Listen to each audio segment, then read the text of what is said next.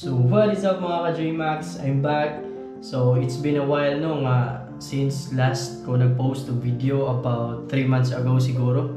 So pasensya kayo mga ka-JMax kay medyo na busy gid ko sa mato ang mga obligations, and there are a lot of big things good nga na-encounter nato ato nga year. And for this year mo ni pinaka first ever content nako, and I would love to share to you guys nga sa lesson nga ako ang pinaka dako nga nakuha last year. And I hope nga namoy makuha ani nga real life experience nako para ma-apply pa ninyo sa inyong tagsa-tagsa ka kinabuhi or makuhaan lang ninyo kay idea. Okay? So kini ato ang topic karon kay ang gitawag nako pag-take og risk.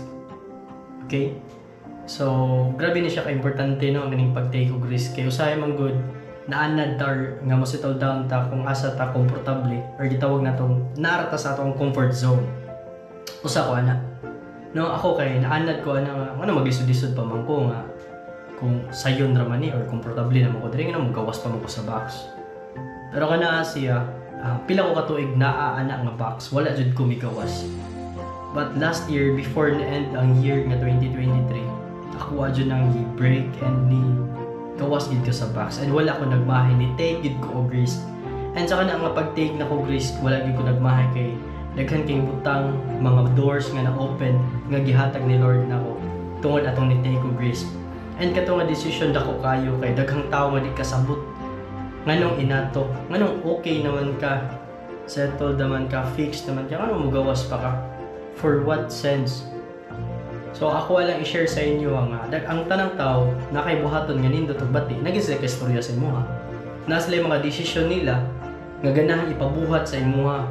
Akong gusto i-share diri sa inyo nga bisag unsa pa nang desisyon sa mga tao nga ihatag sa imuha, ayaw sila tumana. Imuha nga desisyon buhat ta kay imuha man ang kinabuhi.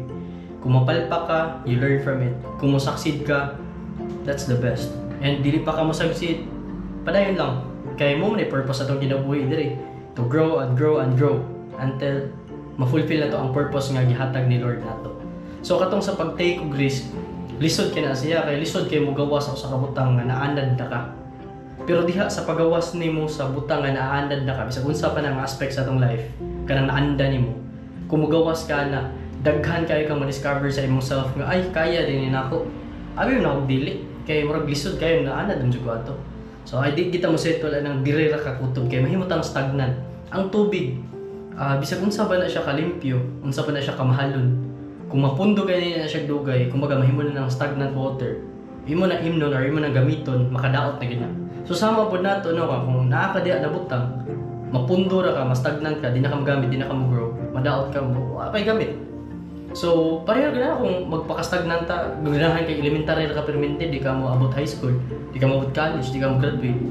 Wala ganahan ma-stagnant, di ba? So in life pod saka na magkadagko ta. Ako karon nagatiguang naman gito no. Kay padung naman jud ko mag 26 po. Kaloyan ni Lord. So diha lang di kita mahadlok kay sa magkadako na pagkatao pa lang nato daan, risk na either mamatay ta or mabuhi. Sa atong pagkadako karon, nagkinabuhi ta kay ba kuno sa ta mamatay. So tanan risk. So why di ta mo take og risk? At least kung sa mas kung giyon ganina, kung di mo succeed, you learn your lesson. So umaga akong na-remind ko ani gud ganang naghimog gi ko ani nga video kay ito na ulit ko sa mga last time nga nakita na ko dito sa yearbook na mo pag-graduate. Ako ang motto dito guys kay you only fail when you fail to try. So kumbaga sa other term, you only fail when you fail to take the risk. So sa ako karon dako kay risk gid nga akong gibuhat. Pwede siyang makaguba sa akong career. Makaguba po ko sa career sa akong gitaken og risk, future, etc. Pero akong gitake ang risk. Yun naman. Life is a risk. And wa ko nagmahay kay ako aman sa nang panindigan nga decision. Okay? So kana siya nga decision makita ra niya sa mga future vlogs na ko kung unsa day. So this coming April na dako nga event, and by August na dako nga event. So kana siya makasabot ra mo din ni risk nga gitake ni sa nakailan ako diha or sa mga viewers or sa mga students ako diha. DJ, no? So kana ang risk, and that is the best risk nga akong i-take. Kung ako ba asa na padong Wa ko bawon sa umaabot pero kay bawo ko kitsa nagkupot sa umaabot. So si Lord akong gisaligan dili tao. Kumupalpa ko. Though I am a failure but He is not a failure. My God never fails. Mugin na akong ika-1 class. Unsay kaning mga naa na ko karon, unsay mga butang nga gihatag niya nako. By faith ra gid tanan. And dilihukan sa nako.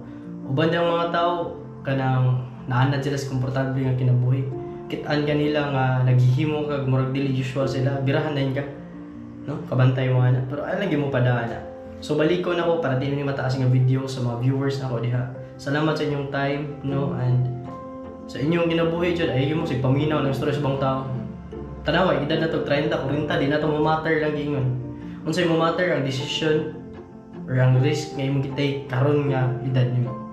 So ayo paglangilangay kay bata kay bawo ganus ata ako, kay bawo ganus ako to. Dili tanang tao maka-appreciate, dili tanang tao mapalipay na to. Pero as long as wala kay gitamakan nga tao, nagbuhat ra ka sa sakto. Unsay feel nimo ay kalipay nimo, then do it. Okay? So, walay tao magipasagdaan sa Ginoo nga nisalig niya.